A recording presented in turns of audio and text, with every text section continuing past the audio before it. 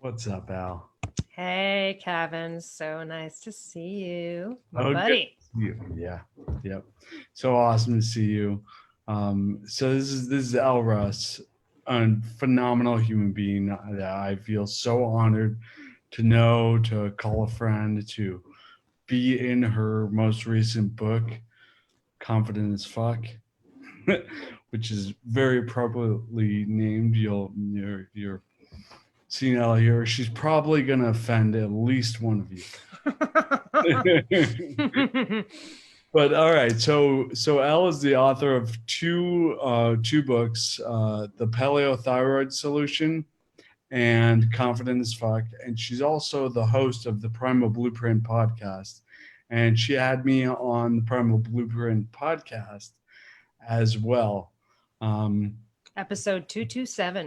227, good numbers. Yeah, what's up, Elle? How are you doing?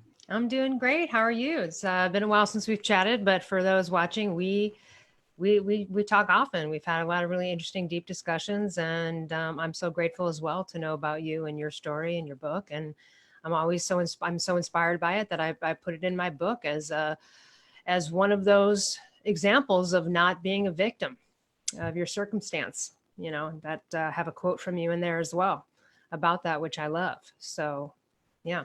Yeah, thank you. And that's absolutely right. Like that's something where when you've been through some serious things and you've survived and you've gotten stronger as a result and you've empowered yourself rather than victimizing yourself, but like we're prepared for something like this emotionally, mentally. It's like it's it's that place where where shit happens, you know? And it's like, all right, what are you gonna do from that point? Because that's what's in your control. And you as well, like you had really your thyroid, hypothyroidism, and went to practitioner after practitioner after practitioner, and we're told that like your numbers are good, you're fine, and you had to do the research and figure out how to help yourself. Or else I would have been a victim to uninformed doctors and a medical system that just is not prepared nor informed to treat it. And so, yeah, instead of, so I took my own health into my own hands. And that's how I solved it. It's how I became a subject expert. Now, I'm not suggesting everyone do that, but we can all do a part of that. So, at least with regards to health, and I'm sure we'll talk about a bunch of topics here today. Um, my biggest message on that is if someone diagnosed you with something, you better get on it. You better get on it. You better learn everything you can about it. You might know more than your doctor. You might know something that'll help your doctor help you. You the perseverance of your own personal hand in it is actually going to be the key that solves it.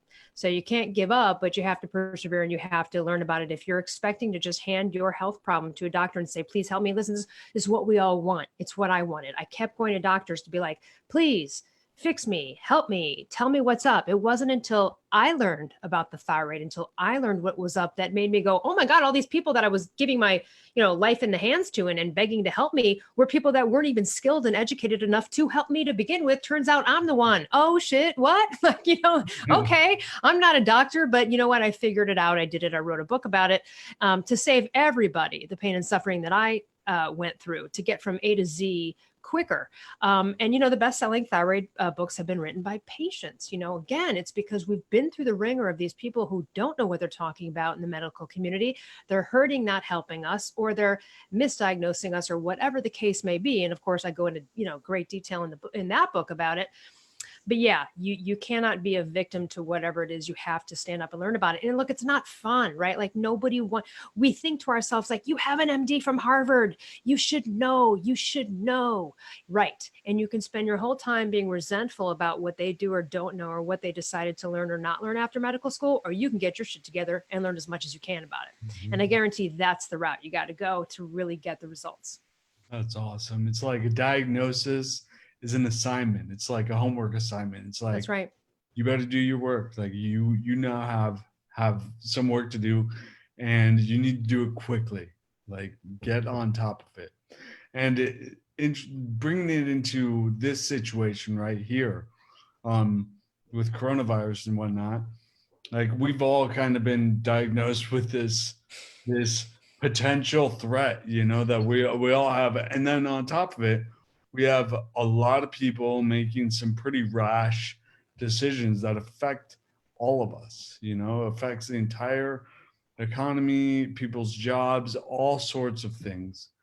And so at a place like this, it's like, all right, it's time to research. And I'm not saying research CNN and like the major corporate news sources, but hop on PubMed, start reading some peer-reviewed research about this, or listen to some of these really qualified practitioners. And just because you have an MD doesn't make you God, right? Like you're saying, it doesn't mean you know everything. And this is where the advice I listen to is, or the perspectives that I listen to are ones that empower me, that give me power, that are like, here's what you can do. Because otherwise, like, if somebody's telling me there's nothing you can do, it's like, cool, next, right? Like, I'm going to listen to somebody else. And that's very much what you did and what I did through what I did through my recovery and what you did through your recovery is like are you telling me some stuff that's going to give me things that I can do? No? Okay, let me find somebody who will. And it has to do with like what you're reading, what you're absorbing, you know? Yeah, absolutely. And the doctor on my first book, The Paleo Thyroid Solution, Dr. Gary Forsman, he's a functional integrative physician. If you go to middlepathmedicine.com or follow that handle on IG, he has done several posts about integrative medicine in the coronavirus, some of the studies. He does a lot of stress reduction. He's a you know, incredible he teaches meditation. He's amazing. So he's had lots of really interesting posts. And I mean, I don't know, we can get into it, but like, here's a couple of just, let me just throw out some random stuff. Well, first of all, it's not that no one's immune to this, right? Like, you know, you can be healthy and fit and young and get it. Okay. So it's not to say that you're going to completely prevent this from happening. But if you were to go down the road of preventing something like this, well, what does that mean? Well, get your metabolic shit in order. You know, you got to get off of the type 2 diabetics and people that are insulin resistant are going to suffer the most. We've already seen that in these cases. If that's not a warning sign to go, hi, that also breeds other trouble other than the trouble is breeding with the blood glucose issues that you've got going on. So yeah, getting fat adapted and, you know, getting off of statins with some dummy cardio doctor who knows nothing about reading lipid panels, having a higher LDL is actually quite protective and antiviral and antibacterial. It might be one of the reasons why I never get sick. I have a higher LDL, even though my ratio with everything else is pretty great. There's been a lot of evidence to that fact. So again, this is an argument for a paleo primal ancestral fat adaptation or a high fat, moderate protein, low carb paradigm. Some of the other things I'll throw out, yes, spirulina and chlorella, really good for acute and long-term immunity and lots of other things and heavy metal detoxification, etc. I've been taking those every day.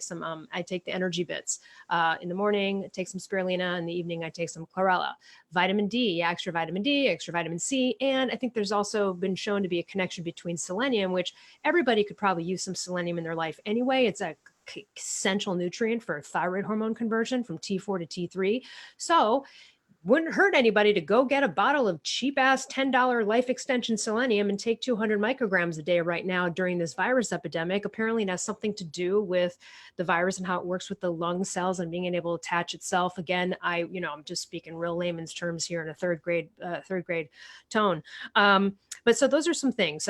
What else is there? Well, there's lots of herbal formulas and other things like that, like Viracid or Counterattack. You know, if you feel like you've been exposed or you start to feel sick, what's that protocol? And so, you know, middle path medicine, again, Dr. Forsman has an acute viral protocol that, like, if you start to feel something yucky, what do you do then? And it kind of involves seriously high levels of vitamin D every day with high levels of vitamin C, plus this herbal formula called Viracid, which has, you know, elderberry, vitamin A, and some other things in it. So there's lots of things. Like, I do that anyway if I'm traveling somewhere and I know people are going to be sick and it's winter. I'm doing that anyway. So now what I'm doing, at least right now, is obviously we're all acting like OCD germaphobes. Why not? might as well. Why risk it? We're spraying everything down. I mean, I get it. It's weird to spray your own doorknob of your own house. That's just strange. But, so you can do all those preventative measures, but nothing's really going to take away.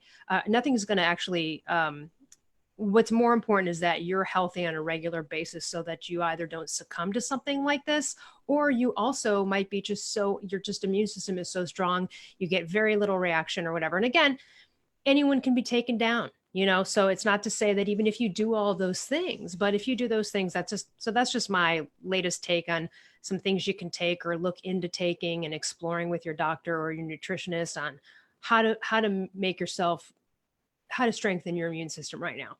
That's really the key, and in general. And so what we know about that is that type 2 diabetes or insulin resistant and metabolic dysfunction is absolutely an immune weakening position to be in. So again, you don't want to be in it so you're more susceptible, but then also what if you get it, you really want to be in prime shape for all of those symphony of signals in your body to work together to fight that sucker if you do get it.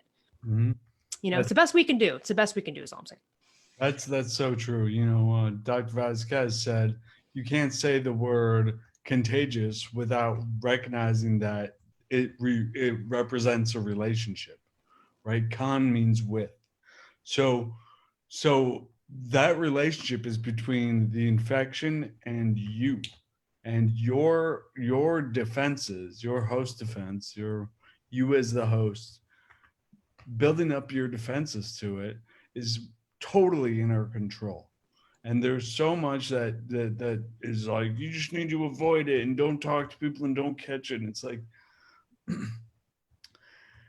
bring yourself up. Let this be a kick in the pants to get your health in order. This is such a good time because here's the thing. You can sit at home on your couch and get fat adapted. Look, I got a friend. You guys can look her up. Her name's Courtney Contos. On Instagram, it's Chef Courtney Contos. Cured herself of rheumatoid arthritis through a grocery damn bag. Okay. Episode 402, Primal Blueprint, is her story, but anyone can look her up and hear about it. And, she lost 40 pounds in a wheelchair. She couldn't walk to the bathroom. She had to get a $500,000 foot surgery that later, now she can walk. But, rheumatoid arthritis ruined her, fused her bones together, fused her, it was such a disaster. I mean, you can imagine, getting a call from your friend saying they can't even walk to the bathroom. Their husband has to carry them there and they may never walk again. She was so inflamed and overweight, had Hashimoto's and all sorts of things. Cured herself of rheumatoid arthritis, which means if you tested her blood today, it would look like mine. Like, nope, she doesn't have it. And yet when one time the antibodies were up at 300. And the reason I bring this up is because she lost 40 pounds sitting in a wheelchair, sitting in a damn wheelchair. So you don't have to go to the gym. You don't have to even exercise. But what you do have to do is exercise willpower for like 21 days to 30 days. And this goes back to Mark Sisson's original, Primal Blueprint, 21-day body transformation. It takes about 21 to 30 days, not just to change a habit, but to really turn on those fat burning switches and genes that we got going on. You can do that sitting at the couch at home now. I don't want to hear about, I can't go to the gym. I don't have time. All you need to do is exercise willpower with food for 1 month. The reason I say that is because there is a transition in the first couple of weeks that's a little tough, that does require willpower as your brain is being unaddicted to glucose, which is really what's happening. You go through some stuff. When I first did it too, I was like, I don't know what to eat. I feel like, and some people have no problems. They take MCT oil the first 3 days, they got no issues. Well, I suffered a little bit. I had like the first couple of weeks, I was like, and then it hit like that third week where I was like, it was like 5 o'clock at night. And I was like, oh my God, I don't think I've thought about food. And I was a food addict, 100%, 24/7. I didn't stop thinking about food. It doesn't matter how fit you are. It doesn't matter how obese you are. Being a food addict and a sugar addict is hell. It is a horrible mental prison. So again, you can do this right now at home and get your shape and your shit together and your health by literally sitting on a couch. Okay. You can be in a wheelchair. But it does take a little bit of willpower. And I think this is the perfect time, because here's the thing. Everybody's kind of not worried about, but you don't want to go to too many store trips. It's not so easy to just go through a drive-through or go to your favorite pastry shop, right? I mean, these things, like the temptations are a little bit gone or they're lessened because people are like, I already went out once today, or maybe those places are closed. So now is the time, while we're looking at eating simply, we're trying to ration food for the family or for yourself.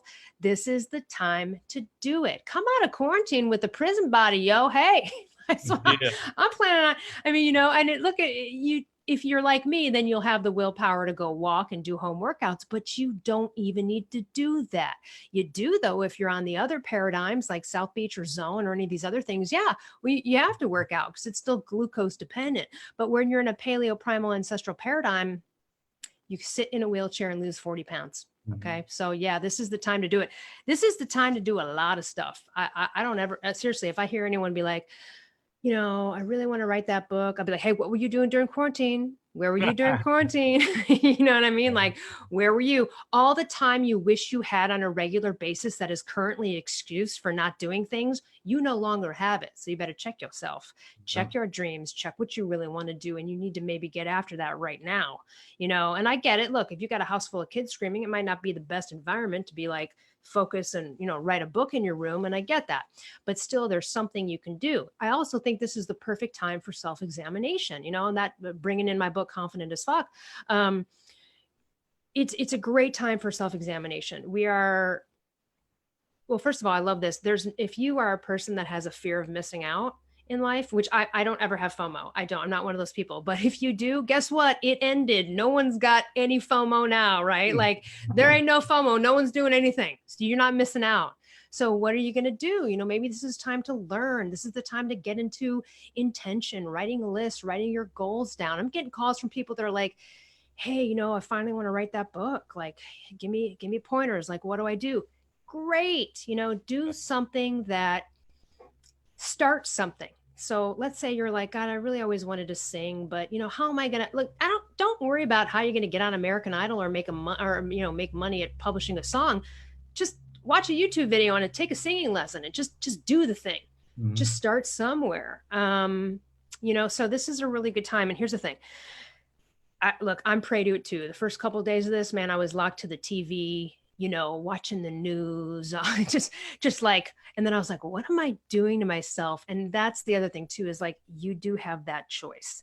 You have that choice to cut yourself off. It's seeping your subconscious. How about wait till the end of the day, watch one news program, maybe set some boundaries for yourself with that instead of all day long. Because here's the thing, even for someone as positive as I am, and even for someone who, again, and I feel for the people that are, I've got friends who've lost their jobs. They're very stressed out and worried about the future. I don't have that right now, and neither do you. So again, we're in a different situation. But even in that scenario, like I still would watch that stuff and I'd start to get, and then I was like, you know what? Like, clearly, like, because I'm watching this, it's been 4 hours now. I'm watching all these statistics. Like, what am I doing? So I got sucked into it too the first couple of days. And then I had to go, that's it. Cut it off.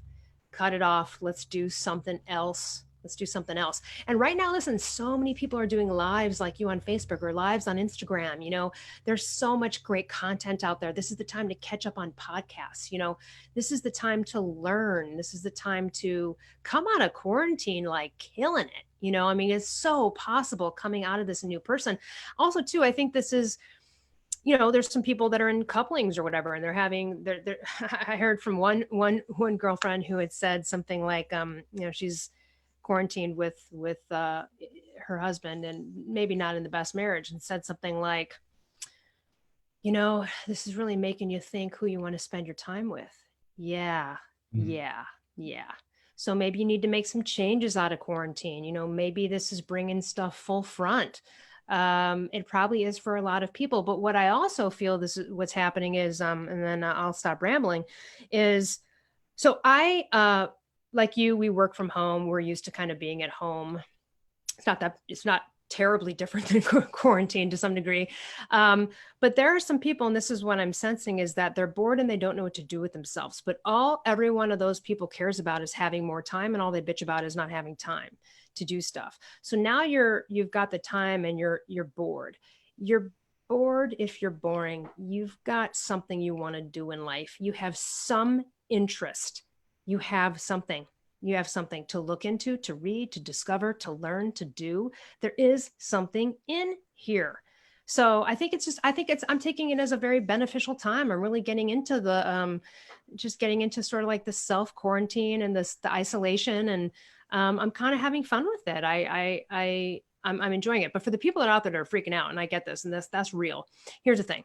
Maybe you're afraid because you're like, oh my gosh, how are you going to make the mortgage payments? Like, absolutely, like these are real things, but you don't have to be a victim of that, because there's other people in that situation. They're going to come out of this with a super positive, high flying attitude. So which are you going to be? The victim where the coronavirus ruined your life, or the other. And even if you are someone who like loses their job and now you're out of quarantine and you're like, oh my gosh, I went broke on this thing, thanks everybody, like I get that. But here's the thing, now you're at ground zero. It's only good from there.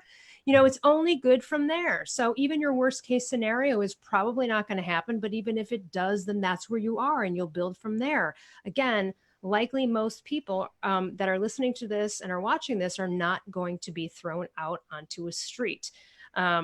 Most likely people who are watching this right now, because the people that are in that situation usually probably wouldn't be on social media right now.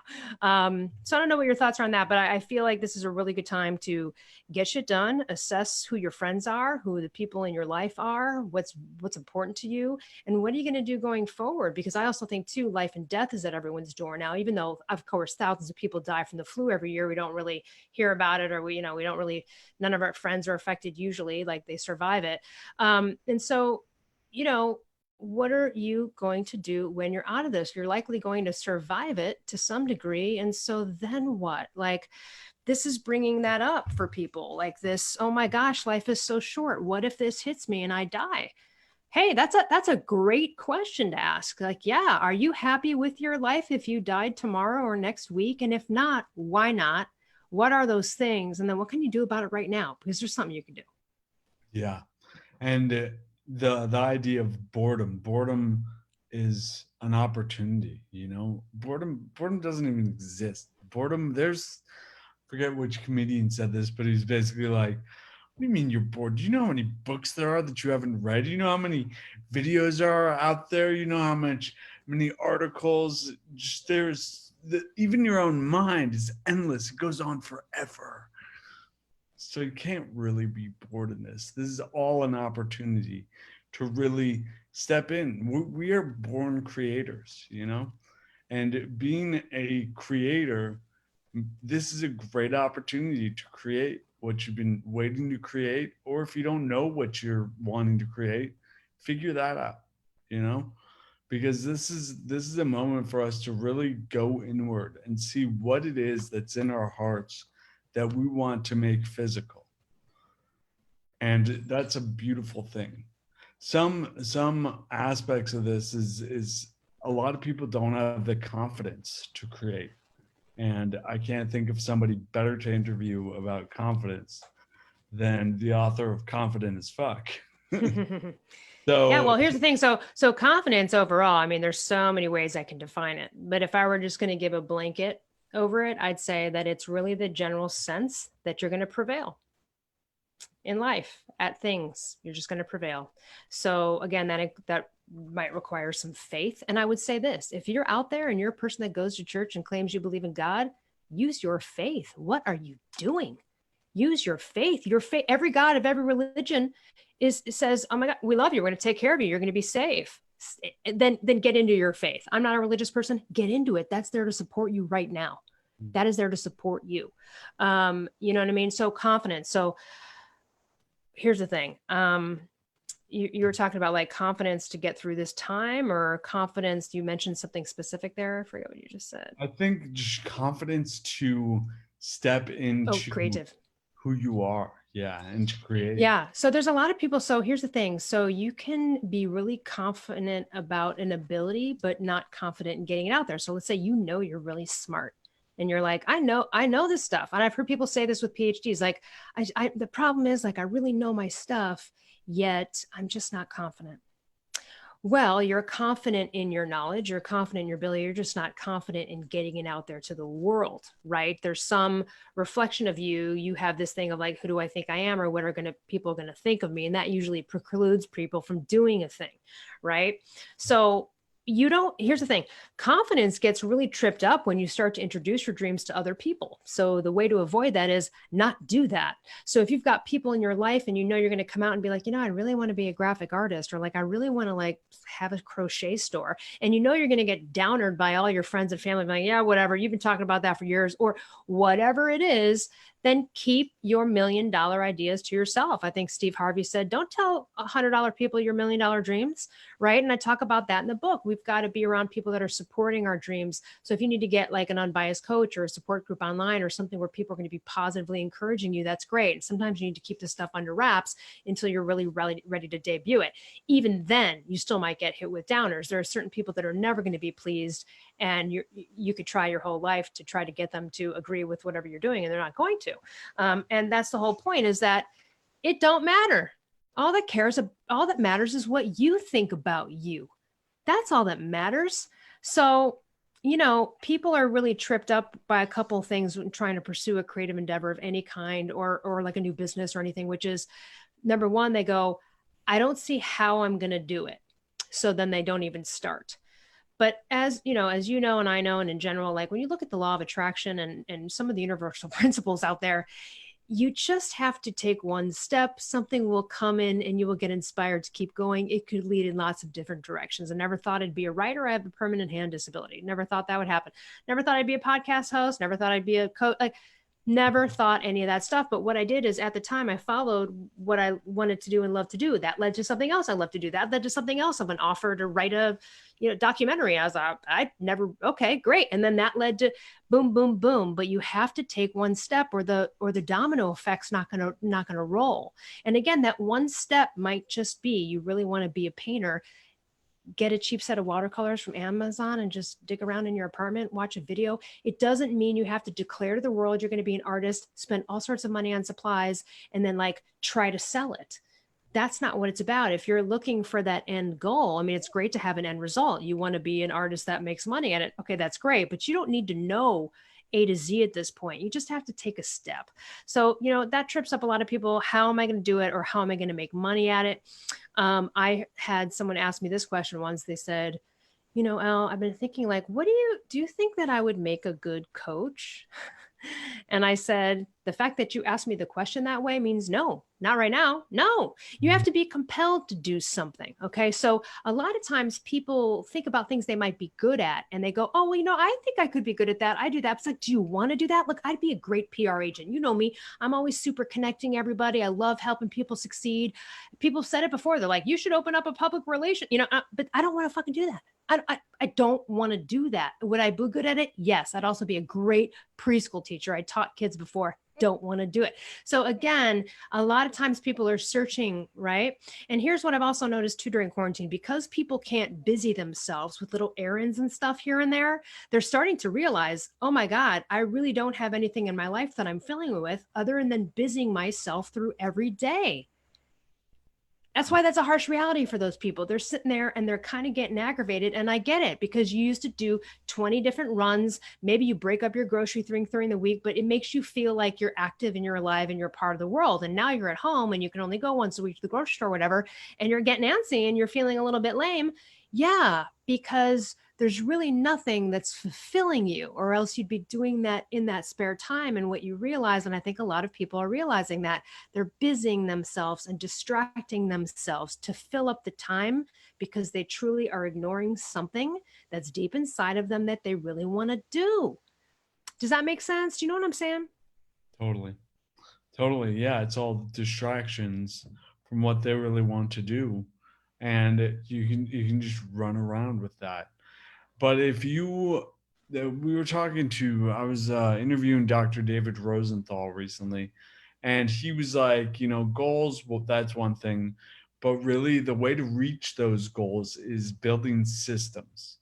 And now is a fantastic time to build systems out of like things you do every day. You do some exercising every day. You make a delicious meal every day. Whatever it is, building out a system that you can do to improve your abilities, your skills, your life, your health, all of it, things that you can put together.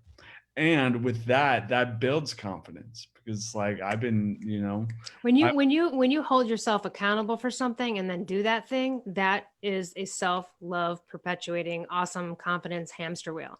So when you make an agreement to yourself and you stick with it no matter what that is, again, and that could be a micro commitment, right? It doesn't have to be some big grand thing. And that's the thing, is usually people start with these big grand things like, I'm going to leave my husband, join a boot camp, lose 30 pounds, learn it. You're like, hey, you're like, let's just, why don't you get the diet down first? And then, it's a lot. And that's why people fail, because they've got this grand plan, and maybe it just starts with a micro commitment. So maybe again, you're like, gosh, every day I wake up and the first thing I do and have my cup of coffee is turn on the news, and it's bumming me out. All right. Well, maybe you still do that, but maybe you say, you know what? For 10 minutes before that, though, I'm going to have silence. I'm going to go on YouTube. I'm going to listen to an affirmation video about wealth or health or whatever it is. Or I'm going to go read a little bit of a spiritual book I've been working on, or I'm going to go look at some positive stuff on Instagram. Whatever it is, just change it. That's a micro commitment. You still may turn on the TV and watch that. That's okay. You might find out later, though, that gets pushed and pushed to where you actually don't turn it on in the morning. But I'm not trying to say take away what you're doing, but you might need to add to it. That could just be a little dumb micro commitment like that. I mean, something like health, that's one thing. It could just be like, okay, I'm getting rid of gluten. I'm going to still eat grains for a while because I can't handle it, but I'll get rid of gluten. Okay, well, that's just one move. That's a move in the right direction, right? Throw out the canola oil, switch it with something else. These are little small things, but this is my thing in my book. When you make a pro you move, I don't care what that move is, you will get a prize you will get prizes, and you will get things thrown in front of you that tell you you're on the right track and keep having you go in that direction. But if you don't make any pro moves, you ain't going to get any prizes. So you have to make a pro you move, and it doesn't matter what it is. A pro you move could just be changing your attitude in the morning. It could be finally doing something about that dream you've wanted, whatever. It doesn't even have to be grandiose, but you've got to do something. So there's work to be done here. And again, like I had to cut myself off too after days, a first week there where I was watching a bunch of TV and I was like, I'm waking up. That's the first, I know where this is going. You know what I mean? And so I was like, hey, I had to follow my own advice. I woke up every day, and a guy I really like on YouTube, Justin Perry of You Are Creators. He's got just hundreds and hundreds of videos he's got a great voice, and he's got like a list of health affirmations where he's just sitting there talking about all the things, grateful for this, grateful for that, just imprinting the subconscious in a positive way and switching it up before you go into email or do all this stuff. And, listen, so many people, it depends on what's right for you. A lot of people are good with lists. A lot of people need to write it down. I mean, writing it down is really important. Sometimes writing down those goals, it really imprints it. Whatever works for you, like I'm not an acronym person, so I'm not going to make and learn a bunch of acronyms for things. But if that's you, then that's you, and that's how you work. So it just depends. There's so many people out there that have tips and tricks on this. And I guess I would say this: if you're hating it right now and you're sad, then you do what anyone else in this world would do non-pandemic, which is go read and hear and listen to people who are happy and see what the fuck they have to say. If you want to be a painter, you're going to go look at art. You might look at some instructors on YouTube. You're going to check out a few things, right? So go see what those people are doing, right? If you want to be this, you want to be a famous makeup artist, go look at all the professional makeup artists, read their books, see how they did it, right? That's what I did many, many years ago when I came to like law of attraction, the power of subconscious mind, intention, all this kind of stuff, is that I just went on a reading rampage. I was like, I'm going to go seek out all the people that have achieved this and feel this way in life, and they're happy. And and honestly, it worked, Kevin. It totally worked. And I'm still not done studying that. I'm still reading, I'm still learning. But at the end of the day, it was like 2007 is when I started this journey, and it has changed my life. Before that, I was probably more of a victim mentality in general. That's hard for me to even believe.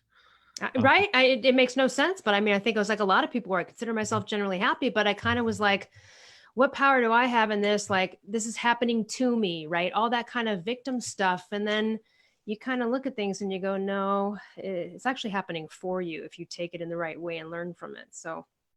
Mm-hmm. And I often talk about the sensory diet, what our senses are exposed to, what we consume, even say it, consuming the content, right? It's like, what content are we consuming? What are our senses receiving? and this is completely it's very much present with the people we hang out with. That's where the majority of it is. And we're in this place where we're not hanging out with too many people, or we're stuck in quarantine with certain people, and that's who we're forced to hang out with. And that can be really hard when you're locked in with people that drag you down, that aren't healthy for you, you know. But what we can do, and you talk about this a lot in your book, is saying no to things, is not allowing certain things in your sensory diet, which means like, not or let's take away that word, watching the shows you want to watch, watching the videos you want to see more of, surrounding your senses, surrounding yourself and your senses. So in this case, virtually, surrounding yourself with the people you want, calling your feed in Facebook or whatever, and getting rid of people who keep on, or like just unfollowing people that when you read whatever they post up, it upsets you. You don't I, have to look at it. I had to do it with I have a really good friend who is probably on the opposite political spectrum I am in social beliefs and political beliefs. That's fine. We're still friends. But I did have to like unfollow them from a certain platform, because even just their tweets about whatever, I knew that it just would make me want to call them and start what I call a non-versation, which is a conversation that goes nowhere and just raises the blood pressure of all the parties, right? Because the only reason I'd be calling him would be like, I can't believe you think this way. Are you kidding me? And I want to get into debate. But here's the thing. The reason I call it a non-versation is I'm not really there to get a really open philosophical discussion. I don't really want, he's not going to change my mind and I'm not going to change his. So just shut it down. And in quarantine, if you are locked with someone you don't want and they're getting you another way, you take the high road. If you're a little bit more evolved because you can recognize that, then it's kind of your job to go, I'm not going to suck into this, right? I'm not gonna get riled up in it. And here's the thing, all that matters right now is that like you feel good and you get a sense of happiness in some kind of way. If that means you have to binge Hallmark movies that are romantic comedies, like do it. Like I don't care, whatever it is that can bring a little bit of light to your life. So, everyone's allowed that right now, right? This is the time where you don't have to feel guilty about being inside and binging movies or whatever else it is. So, you know what I watched the other day, which was so good, and it holds up over all this time, and it's just like such a sweet movie, and it totally just gave me like the feel goods after I had like one of those days of watching news and I had to cut myself off. Was the movie Splash with Daryl Hannah and Tom Hanks from like back in the day. And it's such a sweet movie and it was so cute and it just like put me in a feel good. We all have movies like that. We all have stuff from, back in the day, or nostalgic and things that make us feel a certain way. That actually is doing the work. It's not actually doing nothing. That to get you into a good space, if that's what you have to do, great. And I would say too, like if that means going to the beach every day, then that's what that means right now. Some people can't go to the beach, they're closed. But I'm just saying, in absence of that, there's some other things you can do to make yourself feel good, and then you just start from there. And once you're in a little bit of a better mood, then you might be like, I'm going to write a list of goals for 2020. Or, I'm going to put out some intentions, right? I'm going to try meditating for the first time. There are so many great free guided meditations on YouTube. You'll find one and you go, I don't like their voice. So you'll find another one and go, oh, I like, explore, you don't need to do this on your own, with the internet and everything we have going on, it's all at our fingertips. So Totally. Totally. And something else in your book that I really appreciated, when you're talking about non-versations, is it doesn't have to be confrontational. It doesn't have to be like, I'm not going to engage in this anymore. And I'm right. not guilty of that. I'd say stuff like that. Just instead, like somebody says something that's going to rile you up, taking the higher road is often just like, oh, that's interesting. Like, You oh, know? never thought about it that way, even though they're insane. And that's where it's like, hey, it might be a false sense of a win, but that's where I'm okay with like, let your ego win. You're right. You don't need to prove it. Just move Right. on. Right. Choose your battles wisely, right? And other conversations can be something like, you have a friend who's called you every year for 3 years and they're like, I'm finally going to lose the weight and quit drinking or whatever it is. And you've had this conversation 3, 4 times. Well, it's like, if you're my friend by the fourth year, probably the third, I'm probably going to go, yo, Kevin, you're not allowed to call me and talk to me about this anymore unless you start to do something meaningful about it, because it's a goddamn conversation. It's a waste of my fucking time. Stop it. Now that's tough love, right? But I get this. Either it will actually work and they'll finally do something because I'm the only one that said that to them and they needed to hear it, or they don't call me anymore. Great. Like either way I win. I'm just not willing to go through this, and I'm not willing to do that. And that doesn't mean I'm gonna look. I've had friends who've called me up and they've said, okay, now I know that you've heard this every year. Yeah. I mean, look, I'm still a good friend. I'm gonna be like, all right, you know how I feel about this, but okay, we'll talk about it. But sometimes that's also a conversation too. And how many of those are you starting? How many times have you talked to someone about writing your screenplay? Oh my God, it's been 4 years. Shut up. Do something about it. Like I just can't with conversations that way. So again, if you're not going to call it on someone, I'll do it. Buy them my book. I'll call them on it. I call myself on it. I don't usually speak about things I don't do. I follow through with almost everything I speak. That's why I don't just talk out of my ass when I have ideas. I keep them close to the vest. And I've got ideas all day long about a million things, but I don't really speak them and talk about them until I know they're either rolling, or sometimes I don't speak about it at all. I didn't tell anybody I was writing this last book except for like 2 people, and never said a word until literally it was published. I mean, I talked to you because I had to get your permission to put a quote from you in the book. But other than that, I don't think I even told you the title of it at the No, time, you Kevin. didn't. You I didn't didn't. tell Yeah. me the title. I kept it close to the vest. I was like, I'm just going to come out with it when I'm ready, So, why? Because I'm not seeking approval from anyone. I didn't care what anyone's opinion on it was. I was already writing it and I'm going to do it anyway. You know what I mean? So avoiding conversations can be that, some tough love there. Again, it could be also not engaging. Don't get embroiled in this stuff. Take the high road and just go, yeah, it's interesting. Never thought about that way or whatever. Just get out of it as soon as possible. Because if you engage, and again, you have to look at why you're engaging. If you're engaging, is it really for the purposes of having like an open discussion where you're willing to? No, it's not. 99% of the time, no, it's not.